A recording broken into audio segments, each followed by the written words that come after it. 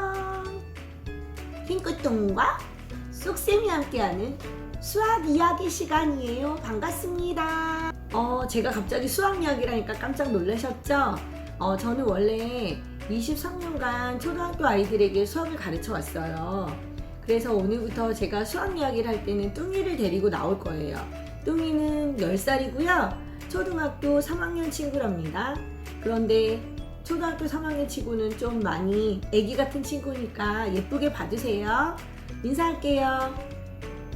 안녕하세요. 저는 핑크뚱이라고 해요. 초등학교 3학년인데 아직 수학을 잘 몰라요.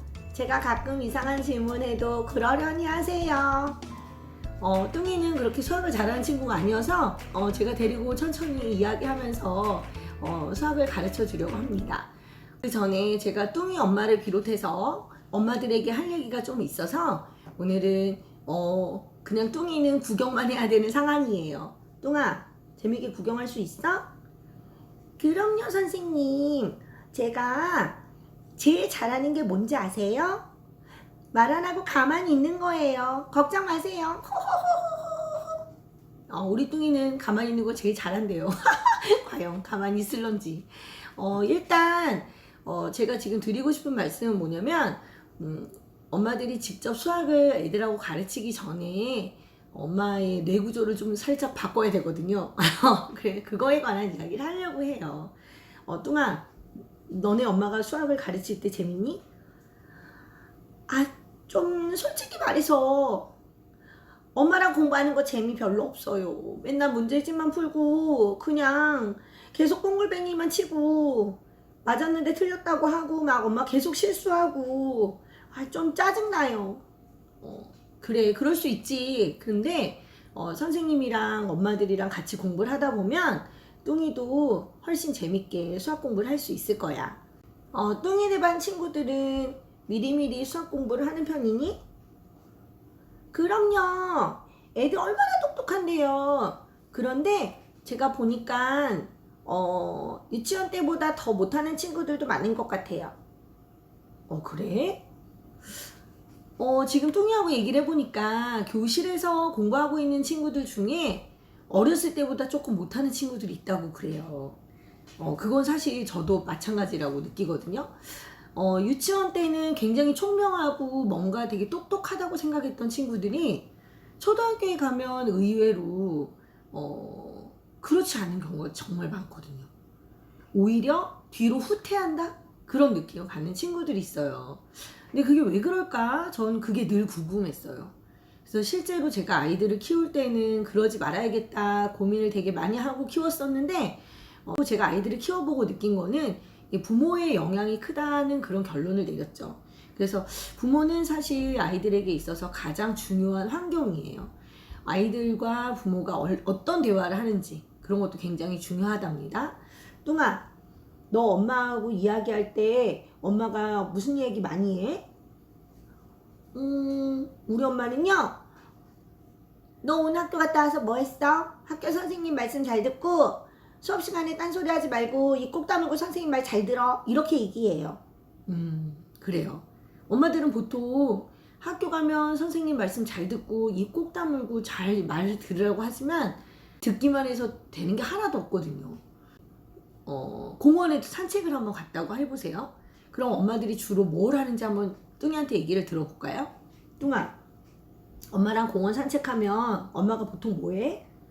핸드폰 하죠. 핸드폰으로 계속 카톡하고 셀카 찍고 이러면서 엄마가 열심히 걷고 동네 한 바퀴 돌듯이 운동장을 계속해서 공원을 계속해서 뺑글뺑글 돌아요. 엄마는 살 빼야 되니까요. 그래? 그럼 뚱이는 그때 뭐해? 저는요 이쁜 나뭇잎을 줍기도 하고 땅을 파기도 하고 개구리 구경을 하기도 하고 그래요. 그렇구나. 엄마랑 이야기는 잘 안 해? 엄마들은 바빠요. 전화할 때도 있고 엄마 카톡할 때도 있고 저하고 얘기하는 건 별로 없는데 꼭 얘기해야 돼요? 얘기를 꼭 해야 되는 건 아니고, 저는 생활 속에서 엄마가 아이와 어떤 대화를 하느냐에 따라서 아이의 뇌 성장이 엄청나게 달라진다는 얘기를 해드리고 싶은 거예요. 아이하고 산책을 할 때나 어딘가 뭐 공원에 가던 뭐를 하던 어떤 활동을 할 때 있잖아요. 그때 엄마하고 아이가 주고받는 대화를 엿보면 그 안에서 얘는 공부를 좀 잘하겠구나. 얘는 어떡하니? 엄마가 좀 더 신경 써야겠네. 이런 느낌을 받는 게 정말 사실이거든요. 다 물어보세요, 선생님들한테. 그러면 다 알아요. 그걸 느낄 수 있어요. 그 정도로 엄마하고 아이가 실제적으로 나누는 대화가 정말 중요하답니다. 제가 지금부터 뇌에 관한 이야기를 하려고 하는데요. 아마 뚱이는 이해하기 어려울지도 몰라요. 일단 제가 한번 얘기를 해볼게요. 펜필드라는 사람이 있었어요. 그런데 그 사람이 인간의 대뇌가 사람의 그 어떤 기관들 있잖아요. 감각기관, 눈, 코, 입, 손, 발, 귀 뭐 이런 그런 기관들을 어떻게 인식을 하고 있나를 그림을 그린 거예요. 그림을 그려봤더니 희한한 인간이 나왔어요. 자, 어떤 인간이 나왔냐면 바로 이런 인간이죠. 자, 지금 자세히 보시면 얼굴이 어떻게 생겼나 보세요. 자, 뚱 설명 좀 해봐. 말도 안 돼! 선생님, 이런 사람이 어딨어요? 입은 완전히 두껍고 입술도 되게 크고 혓바닥 튀어나온 거 봐. 그리고 세상에 저렇게 큰 손이 어딨냐고요. 봐봐, 진짜 신기하지? 인간의 대뇌는 인간을 저렇게 느낀다는 거죠. 손은 얼굴보다 훨씬 크고 얼굴 전체 중에서 입이 되게 큰 거예요. 그리고 몸뚱아리는 엄청 작죠? 그 중에 그나마 큰 게 발이란 말이죠. 자, 이건 뭐를 의미하는 거냐면 아이들뿐만 아니라 어른이 되더라도 실제로 내가 어떤 지식을 받아들이거나 그럴 때 앉아서 그냥 이렇게 그냥 그 이야기를 귀로 들어서 얻어낸 지식보다 눈으로 그냥 읽어서 얻어낸 지식보다 내가 손으로 쓰고 내가 입으로 말하고 내가 떠들어대고 이런 지식들이 진짜 지식이 된다는 얘기예요. 이거 되게 중요한 거죠. 네. 인간의 감각기관 중에 특별히 손과 입 쪽에 굉장히 많은 그 감각들이 모여 있구나. 애기들이 태어나서 옹알이 하잖아요.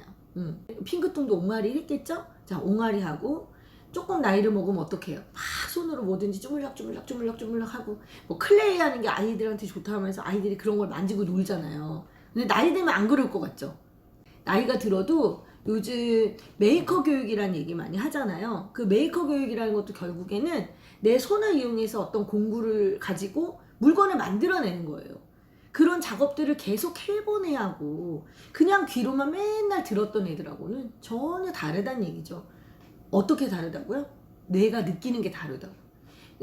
내가 아무리 열심히 공부를 했어도 뇌는 내가 귀로 듣고 눈으로 본 것만 가지고는 공부했다고 별로 느끼지 못하는 거죠. 발전이 별로 없는 거예요. 선생님, 그러면 제가 뭐 맛있는 거 먹고 뭐 손으로 쪼물딱 하고 차량 만들게 하는 것도 공부가 된다는 거예요? 그래, 우리 핑크똥이 엄청 똑똑한 얘기를 했어요. 맞아요. 음식을 먹을 때도 그냥 부드럽고 목 넘김이 편한 것만 먹는 게 아니라 씹어먹기 어렵고 딱딱하고 이런 것들도 나에게 자극을 준다는 거고, 그 다음에 손으로 뭘 만져서 만드는 것도, 또는 종이를 접는다던가 뭐 이런 만들기도 아이들 뇌에 엄청나게 영향을 주는 거죠. 네. 그래서 우리가 수학 공부를 하던 어떤 공부를 하던 엄마가 이렇게 뚝딱뚝딱 만들어주는 건 사실 별로 도움이 안 돼요. 아이하고 그 만드는 모든 과정 속에서 사실 배워나간다라고 생각을 하시면 돼요. 그러니까 너무 효율성만 따지면 애들이 실제로 배우는 게 별로 없는 거죠.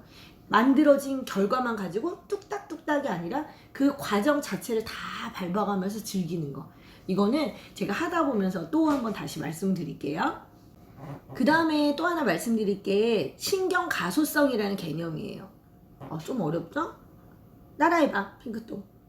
신경 가소성. 너무 어려워요. 당연히 어렵지.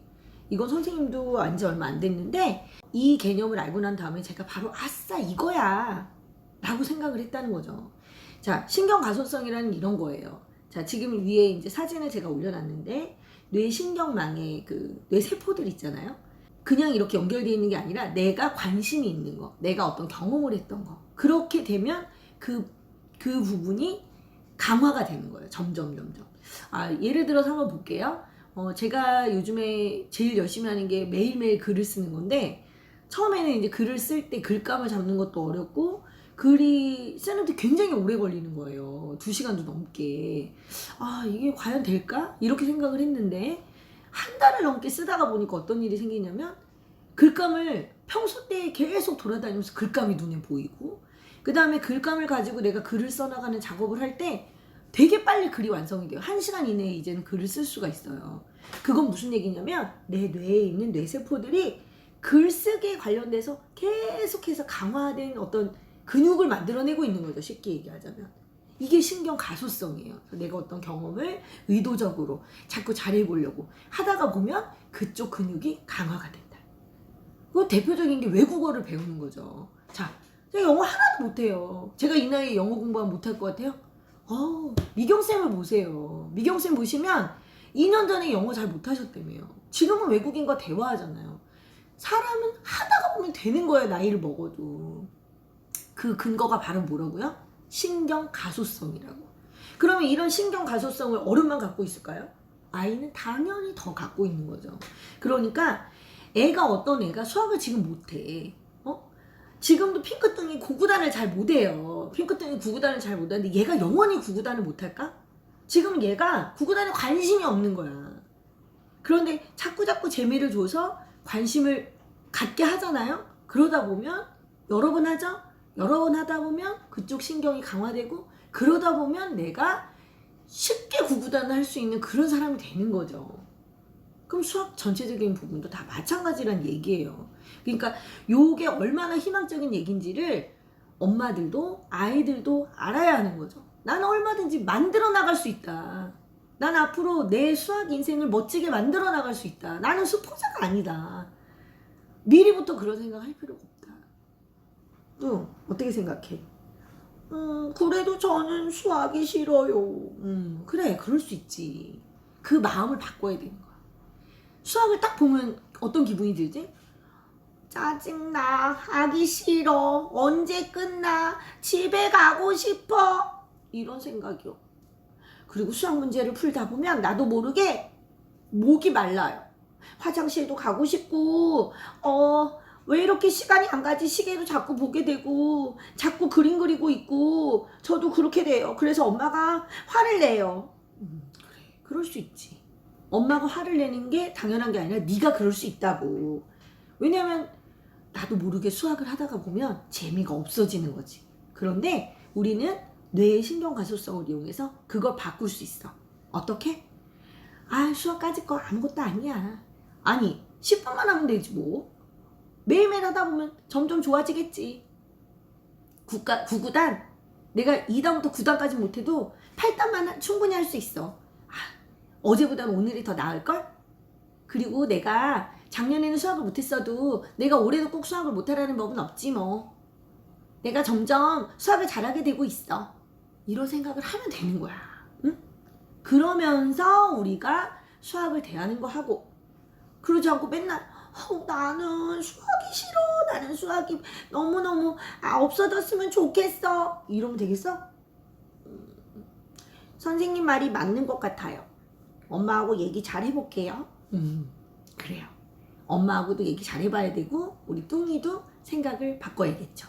그때 도움이 되는 게 뭐라고요? 신경가소성. 우리의 희망입니다.